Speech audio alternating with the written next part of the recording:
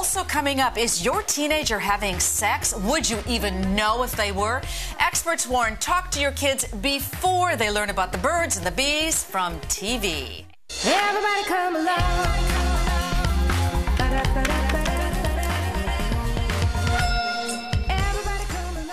Talking to your kids about sex can be uncomfortable, but in today's hypersexualized society, not talking to them can be downright dangerous. Safe sexing it, flexing it, getting mad affectionate, chewing it, viewing it, all while we're doing it. Sex. It's everywhere, from music videos to the exploits on TV. Today's youth are exposed to a constant bombardment of sexual images and not so subtle messages. A study by the University of Texas says middle school youth as young as 12 are engaging in sexual intercourse. And with shocking stats like that, what is a parent supposed to do? Some of today's hottest shows, like Gossip Girl and The Jersey Shore, glamorize sex, leaving teens struggling to fit in, and parents wondering where the boundaries are and what is appropriate. Is it all up for grabs? The Center for Disease Control says 3 out of 4 high school seniors have engaged in sexual intercourse before graduation. And according to LiveStrong.com, the United States has the highest number of teen pregnancies in the world. So if you're a parent, what should you be saying and when should you say it?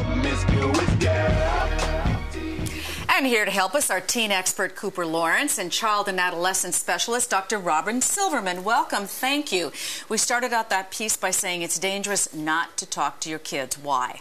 Well, I mean, it's really dangerous because if you don't want somebody to talk to your child about sex, then that's fine for you. But if you want somebody to get the information to your child, then you better be the one who's doing it. Also, you don't want them getting their advice from their 15-year-old friends. Right. Or their 12-year-old friends. Or the media. They start asking very early. The media, to that point, I remember when my daughter was 8 and the whole Bill Clinton, Monica Lewinsky story was coming up, and she looks at me and she goes, "Mommy, what's oral sex?" I was chagrined. I didn't know what to say to her. So the media actually can be a way to open a conversation. It forces that conversation for you, exactly. But you always have to answer in an age-appropriate way. You're not going to tell an 8-year-old what oral sex is. You're going to say it's something adults do. You don't have to worry about it, because what they're asking is not, you know, how do I actually do it? What they're asking is, does this concern me? And really, the answer is no. It doesn't concern you. It's for adults. We'll talk about it much later on.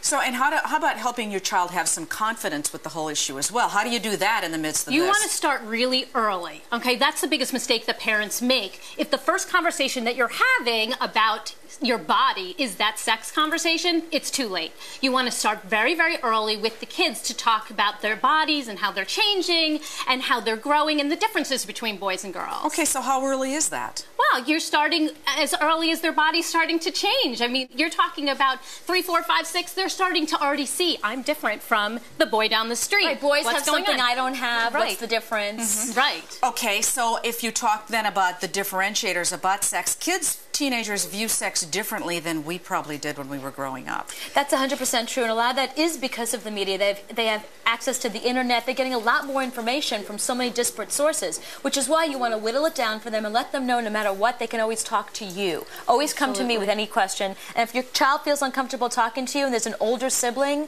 an older mature sibling, that's another option. And you want to make sure that you get your values across to your child. If you don't want your child to have sex, then state it, but also be smart. You need to know the contingency plan. If you have different values than I do, this is what I want you to do. Contingency plan, because sometimes kids will be in situations where they are unsupervised. A bus is riding to and from a party, dances. The latest research shows that kids are more likely to have sex after school. So if your child is not involved in an after-school program, some sort of sport, and they're at somebody else's house unsupervised, that's your best option for your child, to make sure your kid is involved with just something, some program, some after-school something or other. Absolutely. You also want to make sure that when you're talking to your kids about sex, that you leave that door open at all times for them to come to you. For them to come to you, and nothing's off limits. All right, Cooper Lawrence, Robyn Silverman, thank you both so much for being here. Thanks. We really appreciate it.